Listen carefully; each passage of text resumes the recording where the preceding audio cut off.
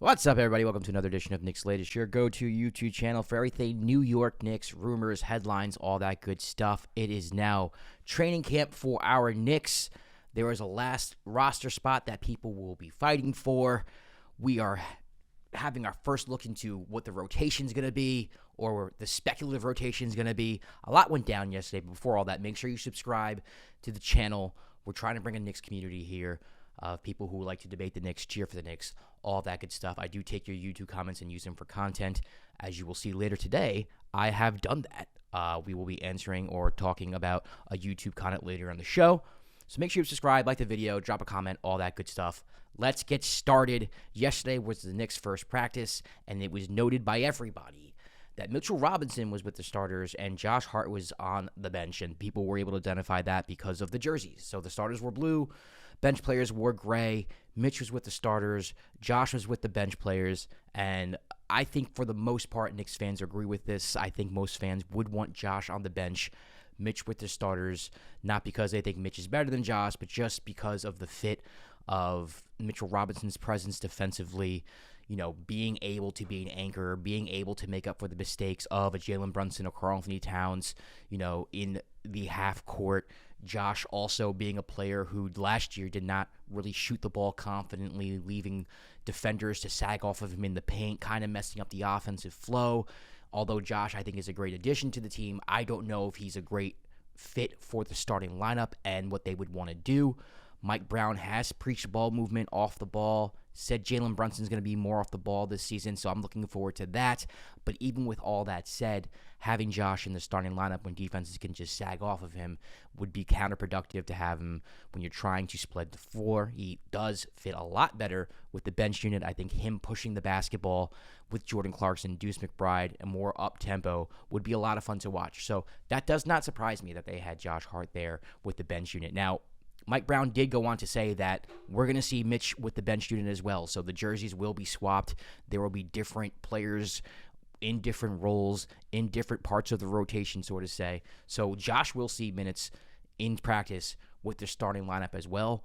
Maybe Mike Brown has something in his head that will make Josh Hart work with the starting lineup. That will be better than what he had with Tom Thibodeau's starting lineup. We'll see. But I'm not mad at it. Of course, you want to try everything out. You want to see different rotations. You want to see different lineups. You want to see how they work together. You want to see what type of chemistry you have. So, of course, yeah, let Josh run with the starters. Maybe Mike Brown has some type of half-court offensive set that works great with Josh and the rest of the starters. Maybe Josh is more confident shooting the basketball this year, despite the fact that he's going to have a splinter on his finger. That's a little worrisome. But we'll see. Right now, though, really exciting time. There's an open competition for the last roster spot. Mike Brown said that nobody's ahead of anybody. Ian Begley from SNY is reporting that he still expects for the Knicks to make a trade so that they can have Landry Shamet and Malcolm Brogdon on the same team. They don't have to choose between two of them, that they could have both of them, and both will see maybe significant minutes in the rotation, especially Malcolm. A lot of things reporting out of camp, a lot of things reporting from Shams actually saying that Malcolm Brogdon is expected to have a rotation spot on the New York Knicks. But as of right now, Landry Shamet and Malcolm both have non-guaranteed contracts with the New York Knicks, so nothing is solidified as of yet. Then you have players like Garrison Matthews and Alex Len and Dennis Smith Jr. all being invited to training camp. Now, those seem like to be outsiders. I don't see a world in which any of those players make the roster. They're veterans. They're good for competition. Obviously, having them on the bench would be good for morale. As I said, aside from it, Dennis Smith just signed with the Mavs, so Dennis Smith is not with the Knicks. My apologies. But overall, in general, there are players coming to training camp with the Knicks to compete for that last roster spot. But I think we all pretty much know that it's between Landry Shamet and Malcolm Brogdon, and they actually both might end up being on the roster via trade, depending on which young Knicks player gets traded. Personally, I think it's going to be Tyler Kolek. I think that his time here pretty much is done. He does not really fit the timeline. He's not young enough to be a developmental player. He plays the same position as Malcolm Brogdon, a Deuce McBride, a Jordan Clarkson. It just does not make sense to keep him around if you're not going to use him. There can be another team out there that can use his skill asset as a playmaking point guard. I just don't think the timeline really fits. I don't think that they think he's a 2 or 3 year project. You have the McCullers, you have the Awaras, who, yeah, you can say in 2 or 3 years they would be contributing factors to the team. Right now, Kolek is now or never. He was a 4-year player in college. He's older for a second-year player. I just don't think the Knicks see the timelines as the same.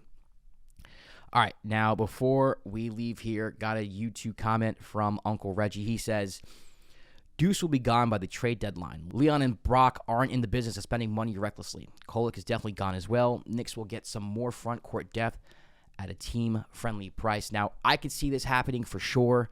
Obviously, we're not at the trade deadline.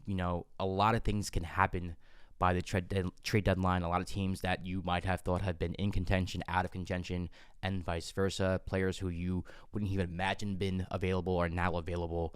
He said here, interesting though, front court depth, which I find interesting because Ariel Hukporti was a part of the second unit in practice yesterday. So I think Mike Brown's going to give him a shot. I like Ariel Hukporti a lot. I think he has a lot of potential, especially offensively. I mean, he can jump through the roof, very powerful. He has a little bit of a short game. Does need to practice defensively on his pick and roll coverage and not fouling people. But I get where Reggie's coming from here. The Knicks might need front court depth. You do have Karl-Anthony Towns, Mitchell Robinson, but Mitchell Robinson's probably the only defensive player who can protect the rim as a big guy. So maybe looking for something like that. I wouldn't hurt to get somebody else who can stretch the floor as a big guy. That would be nice to have off of the bench as well. Deuce McBride, he is on a very team-friendly deal, is going to expect to get paid soon. If you do bring in Malcolm Brogdon, do you have a bench rotation of Deuce, Brogdon, Jordan Clarkson? I don't know. That seems like a very small lineup to bring off the bench, especially if you're bringing it off with Josh Hart and Yabusele. That's a very, very, very small lineup, and there's going to have to be an odd man out there. And Deuce, being the smallest of the guards, I would say the less dynamic of the three. Deuce is more of a spot-up three-point shooter, although he's a very good one. He's the best defender out of the three, but offensively can't really create a shot the way Malcolm and Jordan can. Can't get to the hole the way they can. I don't think he can create in the same ways that they can as well.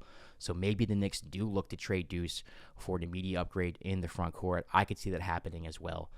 Deuce, when his contract's up, he's going to expect more money. Like I said, the Knicks have him on a very team-friendly deal. They signed him before he had his explosion. I remember when they signed him, people were just kind of scratching their heads as to why, because he wasn't even in the rotation.